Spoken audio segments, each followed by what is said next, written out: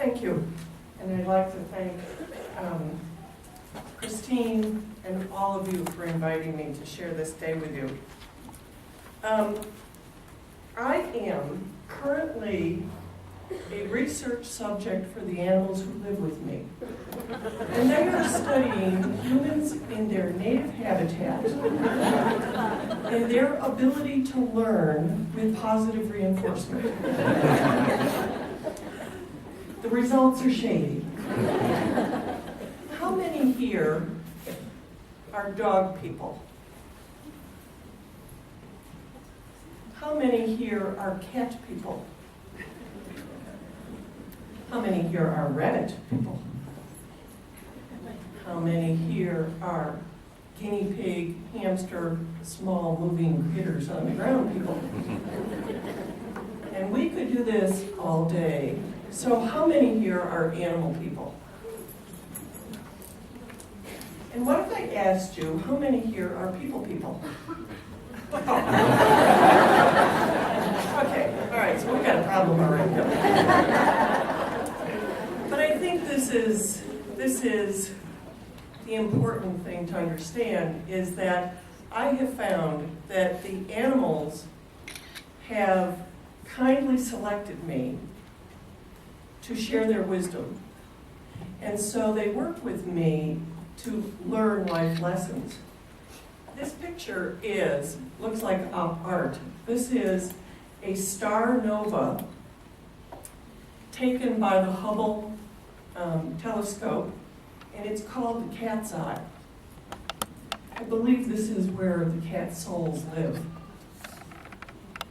They're there, it's out there, it is their understanding. They look back at us and see what we can't. We're stuck here on the ground trying to figure it out.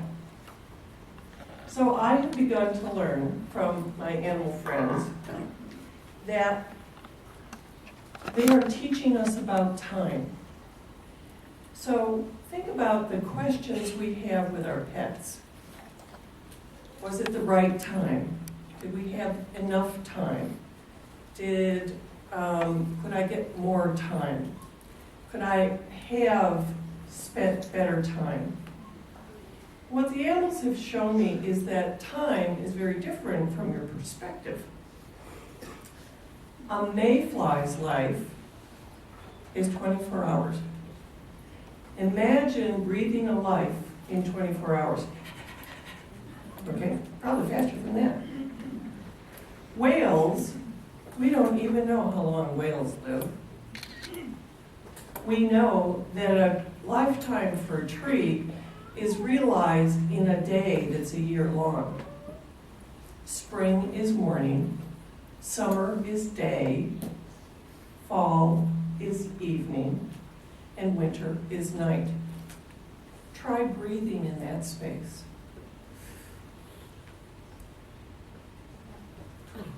Really difficult, but think the perspective that you have breathing in a year space.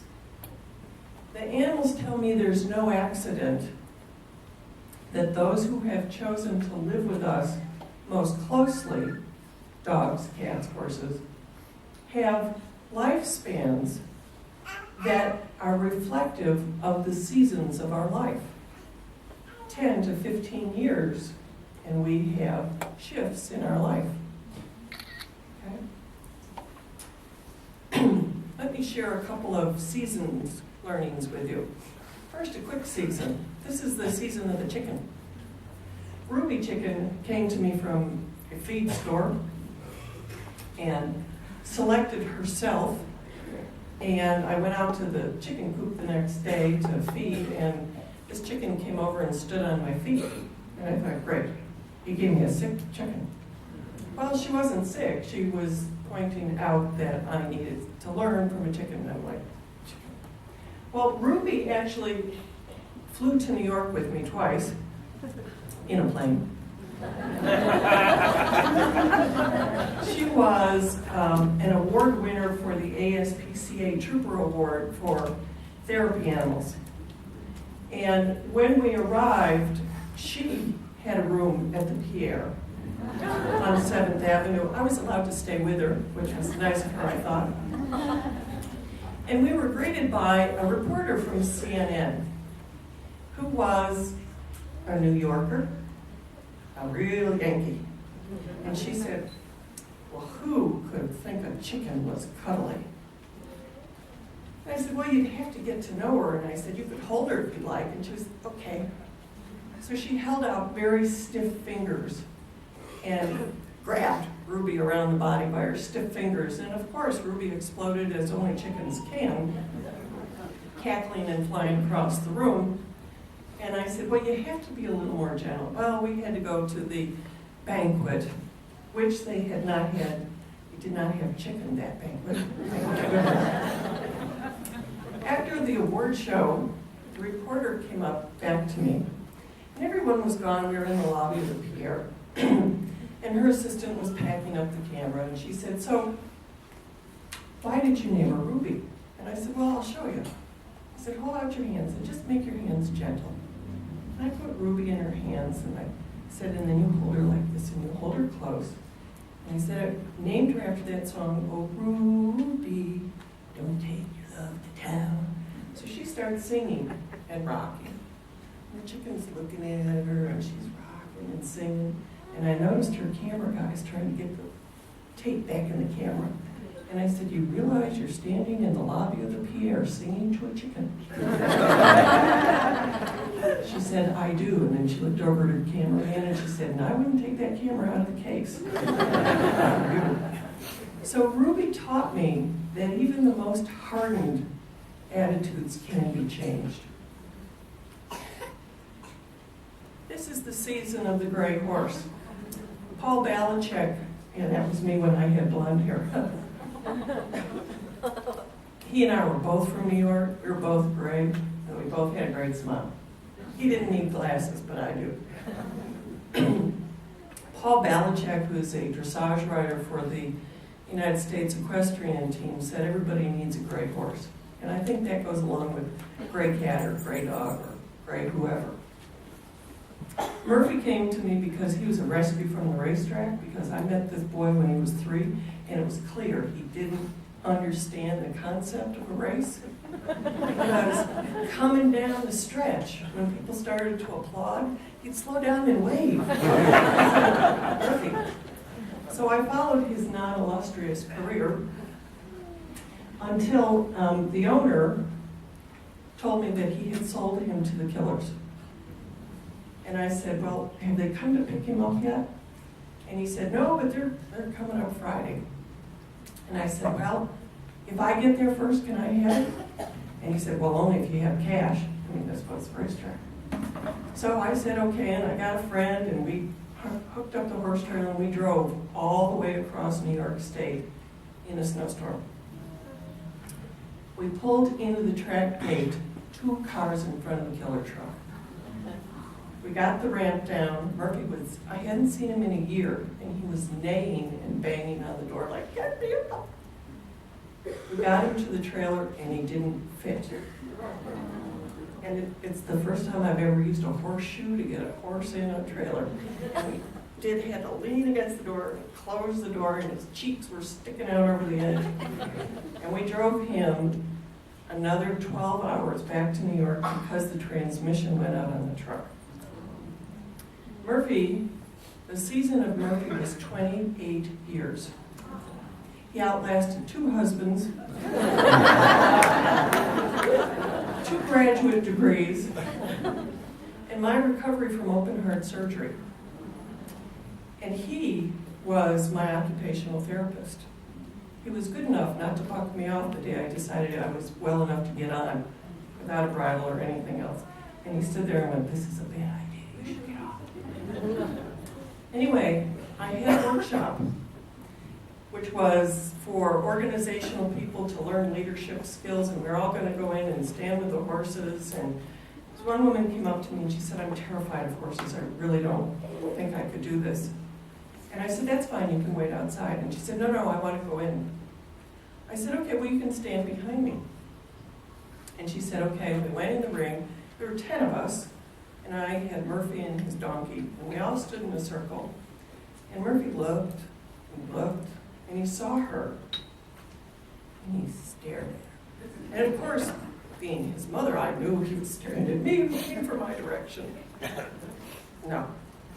He picked up a stick, started twirling it in that long lip of his. And I'm looking at him thinking, has he got gas? And he dropped the stick and then he looked. And I thought, and he took a step closer, and all of a sudden I could hear her shaking behind me. I said, do you want to leave? She said, no, I'm okay. I'm thinking, oh, do I have enough insurance for this? He picked up another stick and he twirled it. He dropped it, and he'd take a step towards her. Well, he worked himself over to her, and he put his nose on the top of her head and he pushed down. And I thought, okay, I've never seen a horse with this kind of illness. What is going on? And everybody else in the circle we were dumbfounded. She started to sob. And she said, I was sexually assaulted by my mother for years, and I've never told anyone. And I was like, oh my. At which point, he put his chin over her shoulder, pulled her next to his chest, and hit her in the curve of his neck, where she sobbed. Murphy taught me to be a clinician. And when she had gotten control, she pulled down his ear, and she said something to him, and he rubbed his face against her face and walked away. And as he got to the gate, he turned and looked over his shoulder like, it's your turn. See if you can do better. Now, the interesting thing is the day that Murphy passed, he was down in his stall. He had been down all the day before, and we knew that he had something and he was not going to get up again. So the vet was on her way, and Yoda, this is Yoda. Yoda's a Norwegian fjord horse, that's why he looks that way. Yoda was a year old. And Yoda was in the stall across the aisle. We had 3 other horses and 4 donkeys. And we were waiting for the veterinarian to come, and we had been with Murphy all night.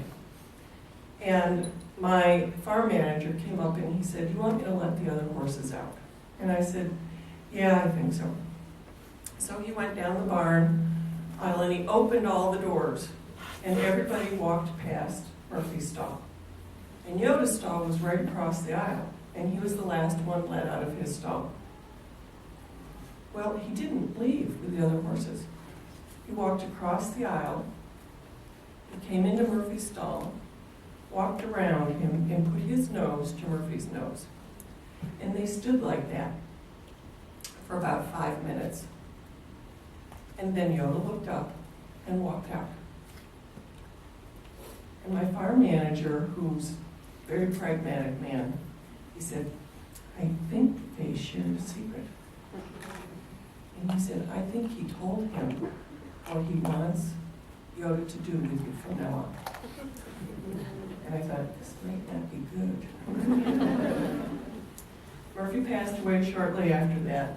And Yoda, I was going to sell because I was moving to Minnesota and going to start an advanced degree and couldn't take a horse. But as you can see, Yoda had other ideas. He is now the next teacher in line that I have to pay attention to and listen to, and he's much different than happy-go-lucky Murphy. But this is now the season of Yoda. And Yoda teaches me with much less patience. He's very Norwegian, and he just says it. So one day I'm out riding him in the forest, and I keep him because he helps me relax from, all the stuff I have to do. And so I'm on him, and I'm trying to get him to hurry towards the barn, and getting hopping around in the saddle, and he stops. And I'm like, oh, this is not a good thing. And he turns his head and looks back over the saddle. And you can just hear him, he goes, look, are you out here for relaxation and quiet? Yes. Well then, relax and shut up. Let me do the walking. And I let go of the reins, and he took us home. Yoda apparently is teaching me wisdom in silence. Okay. So these seasons are something that we move through. And the season of winter, the season that you've all experienced, the season of death, in the Celtic understanding is the season of the Cailleach. And she is the hag of winter. And she carries sticks on her back, and she has one eye. And she teaches through destruction.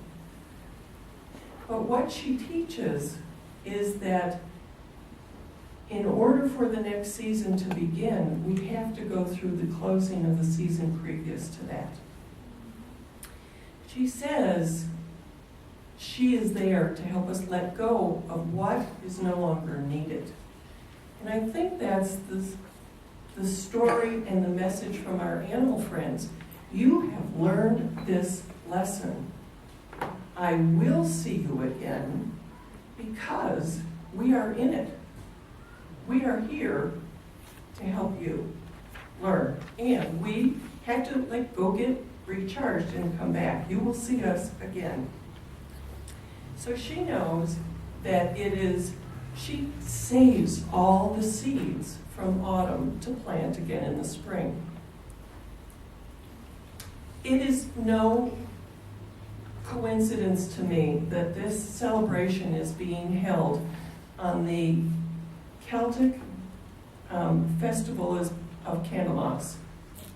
And that festival recognizes that winter has been defeated.